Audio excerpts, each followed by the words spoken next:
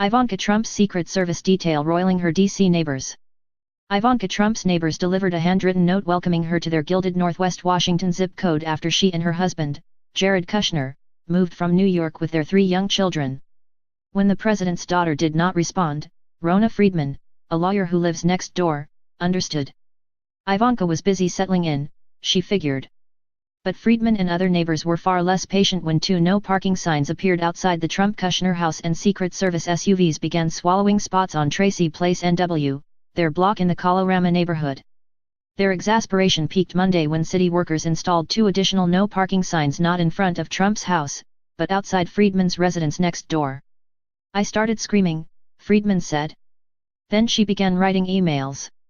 On Friday, after discussions between the Secret Service and aides to Mayor Muriel E. Bowser, D., city workers removed the signs outside Friedman's house, liberating that portion of the block for any mere mortal seeking a spot for their car. Score 1 for the resistance. With their long history of hosting Washington dignitaries, Colorama residents were largely unfazed when they learned that the Trump-Kushner clan, as well as former President Barack Obama and Secretary of State Rex Tillerson were moving to the neighborhood after President Trump's election. The neighbors are willing to put up with the Secret Service blockade on both ends of Belmont Road NW, the nearby street where Obama lives. He's a former president, after all. And they appreciate that the Secret Service placed a few relatively unobtrusive orange cones outside Tillerson's house on 24th Street NW. But the security surrounding the 6-bedroom house Trump and Kushner rent? "Are you kidding me?" asked Marty Robinson, a trial attorney who lives across the street. "This is the adult child of the president. Sometimes there are 10 cars out here." Metal barricades along Tracy Place and Colorama Road now make it impossible for pedestrians to use the sidewalk bordering the house. Neighbors talk of clusters of Secret Service agents lingering on the pavement, conversing in loud voices and even changing their shirts in public view. "They've completely taken over the whole street as if they have the authority," said Robinson, an Obama appointee to the U.S. Product Safety Commission. In her own email to the mayor, Robinson wrote that the Secret Service encampment has truly ruined my peaceful enjoyment of my house. "It is every bit as disruptive as if a very active business was allowed to come into this residential neighborhood," she wrote. This being Washington, it's no surprise that a former congressman lives in the neighborhood and that he frames the conflict in purely ideological terms. "We're just a little story in a cosmic, bigger story, which is the whole Trump phenomenon and how they push their way around," said Toby Moffett, a Democrat who represented Connecticut in the House. "You have people coming and going. You have 3 or 4, sometimes 5 SUVs that are very big and that aren't from the neighborhood. Friedman has a garage for her own car. But she said parking can be challenging for people who visit. If you happen to miss that moment before the spaces get filled, you're dead," she said. "We were a nice, quiet residential community and we've become a neighborhood where people take pictures."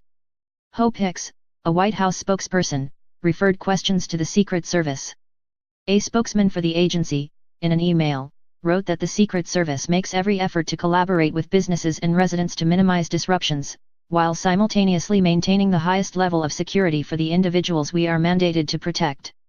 Kevin Harris, a spokesman for Bowser, said city workers installed the no parking signs at the request of the Secret Service, prompting immediate complaints from 5 neighbors. David Bender, chair of the local Advisory Neighborhood Commission, said he has received emails from a dozen frustrated residents. Even before Obama, Trump, and Kushner moved to Colorama, parking was a challenge. A nearby mosque draws large gatherings of worshippers, many of whom park their cars on neighborhood streets. "All this stuff that had been building up sort of boiled over," Harris said. Harris said the neighbors' complaints prompted mayoral aides to negotiate a deal with the Secret Service to remove 2 of the 4 no parking signs Friday. In January, after Trump and Kushner moved into their house, Friedman and her husband wrote a note to the couple on engraved stationery. It said, "Welcome to Colorama, we know you're going to love it we have," Friedman recalled, adding that she threw in a line that her 2 dogs love children. A few weeks ago, Friedman's husband, Don, was walking their dogs when he spotted Ivanka out for a stroll with one of her children.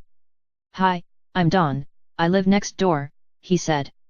"Hi, I'm Ivanka," she responded with a wave. It was raining, so there was no chance to linger. There have been occasional sightings of Trump and Kushner, including last Sunday at a local playground with their children. For the most part, though, neighbors say they rarely see the couple. "When Ivanka moved in, we were all excited to shine a spotlight on our pretty neighborhood," said Kay Kendall, who lives on Tracy Place with her husband, AOL International founder Jack Davies. Kendall, chair of the district's Commission on the Arts and Humanities, even envisioned throwing them a welcoming party. I felt friendly, there was a friendliness, she said. I think those signs were not friendly. What can I say?